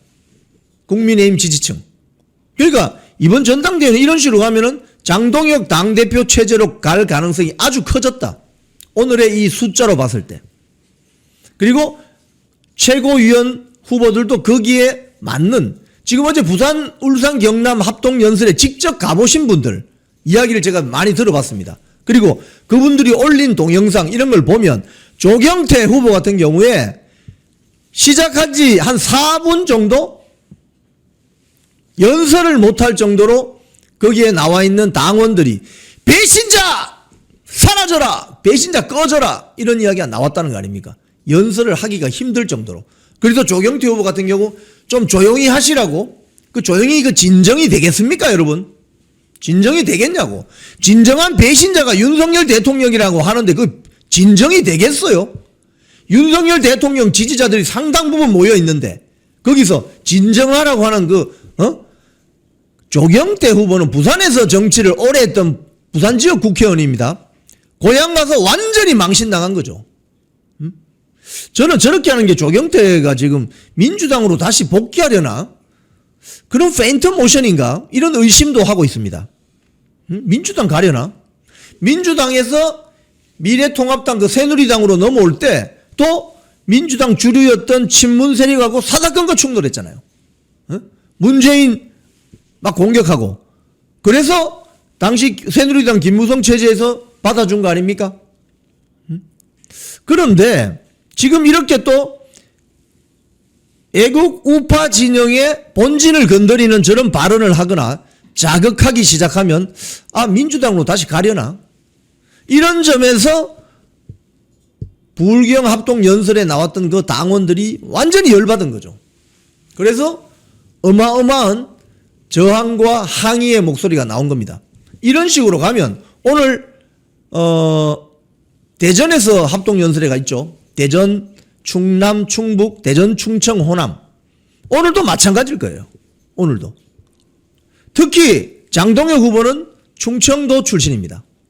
충남 보령, 자기의 어떤 지역적인 연고가 강한 충청도에서 벌어지는 합동연설회가 있기 때문에 더 많은 장동혁 지지자들이 나올 거예요. 그분들의 목소리가 반영이 될 겁니다. 그럼 지지율은 더 올라가겠죠.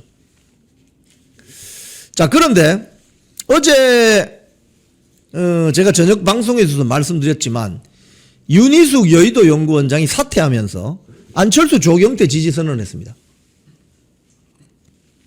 안철수 조경태 지지 선언. 여기 이 기사를 보면은 이런 말이 있습니다.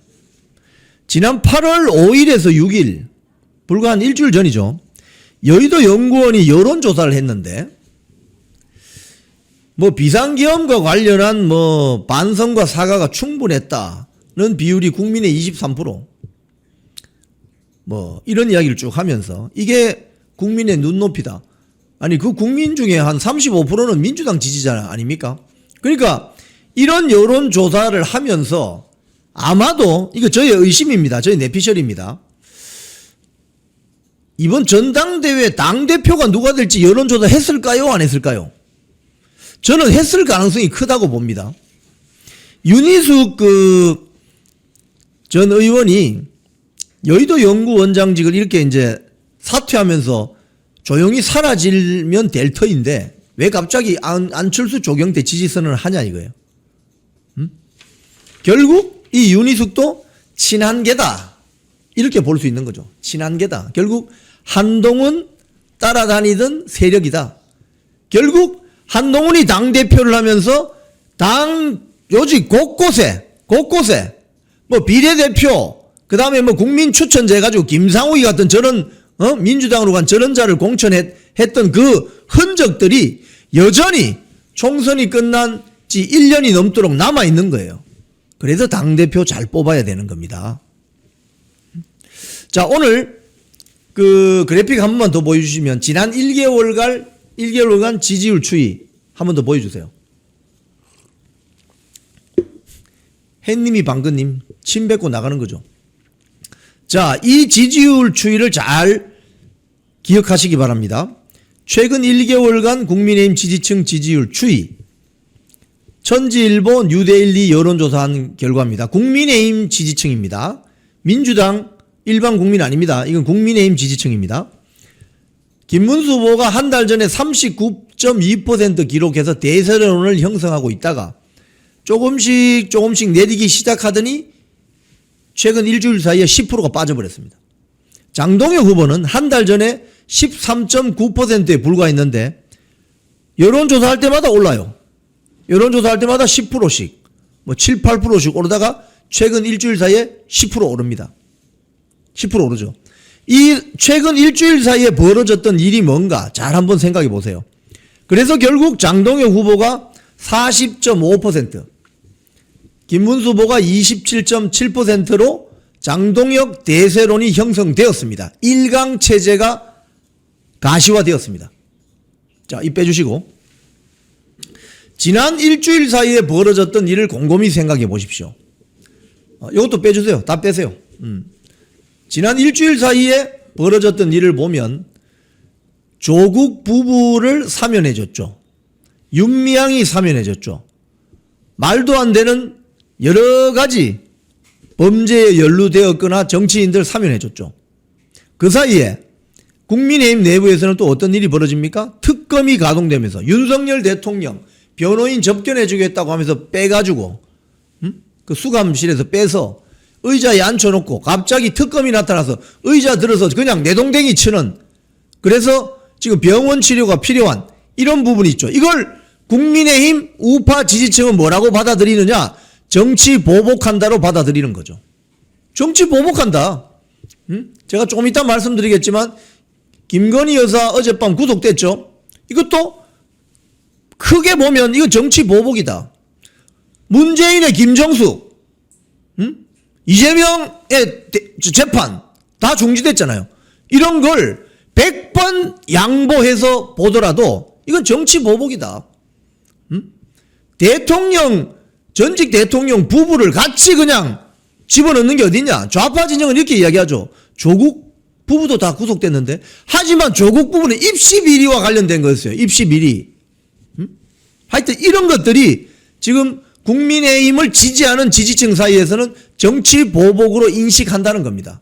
그러면 이 정치 보복을 막아내고 소수 야당으로 전락한 야당 세력을 결집할 수 있는 사람은 누구냐? 장동혁이다. 이렇게 보는 거예요.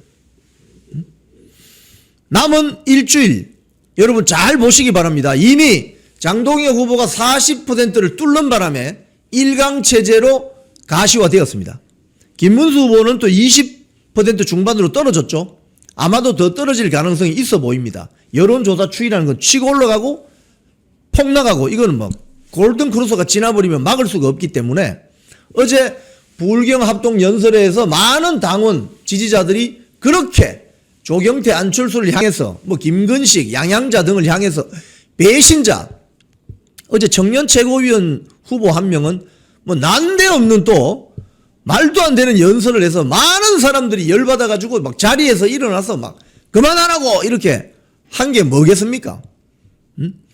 국민의힘 지지층은 이걸 모든 윤석열 대통령과 김건희 여사에 대한 어떤 이런 특검의 행태에 대해서 정치 보복으로 보고 있는 거예요.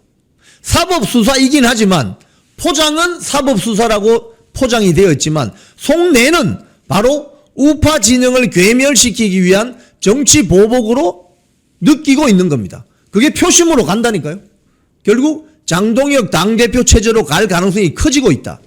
이렇게 볼 수 있겠습니다.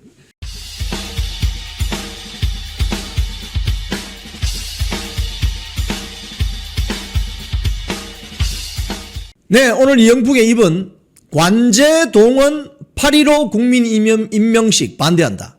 관제동원 8.15 국민 임명식 반대한다. 이런 내용의 말씀을 드리겠습니다. 기사를 한 두 건 띄워드리겠습니다. 민노총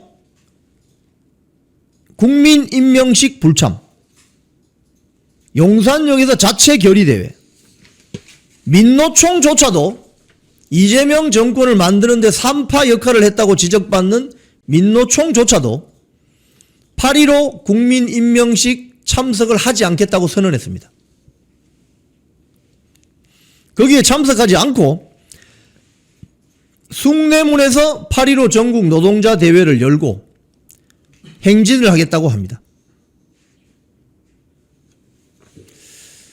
또 다른 기사는 국민의힘과 개혁신당이 이번 8.15 국민임명식 행사에 참석하지 않겠다고 밝혔습니다. 이유는 이번 이재명 정권의 8.15 특사 사면이 너무나도 불공정해서 국민 통합에 도움이 안 된다. 그래서 그 결과 반쪽짜리 행사로 치러지게 됐다. 이런 평가가 나온다고 합니다. 당일 오전에 열리는 80주년 광복절 경축 공식 행사에는 참석은 하는데 광화문 일대에서 열리는 8.15 국민임명식 행사에는 불참하겠다고 밝혔습니다. 전직 대통령인 이명박 대통령도 건강상 이유로 불참, 박근혜 대통령도 불참할 의사를 보이고 있다고 합니다. 전직 직전 윤석열 대통령 부부가 동시 구속된 마당에 8.15 국민임명식 행사는 참석하는 게 온당치 않다. 이런 반응이 나온다고 합니다. 이 대목에서 내려주세요. 이 대목에서 관제동원 8.15 국민임명식 참석할 수 있겠습니까? 이미 이재명 정권의 취임은 시작됐습니다. 2달이 지나갑니다. 이번에 8.15 광화문 국민임명식은 그야말로 일종의 퍼포먼스죠. 이건 자칫 관제 동원했다. 국민들 동원한다. 뭐 때문에? 이런 행사를 왜 해야 되는 거죠? 지금 전직 대통령, 심지어 민노총조차도 야당도 불참하겠다고 선언한 국민임명식. 관제 동원 아닙니까? 여러분은 이 방송 보시는 여러분은 이 국민임명식에 가고 싶습니까? 그래서 관제 동원됐다는 지적받는 이런 8.15 국민임명식 2025년 대한민국 대명천지에 이런 일이 벌어질 수 있습니까? 8.15 국민임명식 관제 동원이라는 지적을 받고 야당도 반대하고 전직 대통령들도 반대한다는 이 국민임명식 이영풍TV 반대합니다. 지금까지 이영풍의 입이었습니다. 잘 다니던 회사에서 해고됐습니다.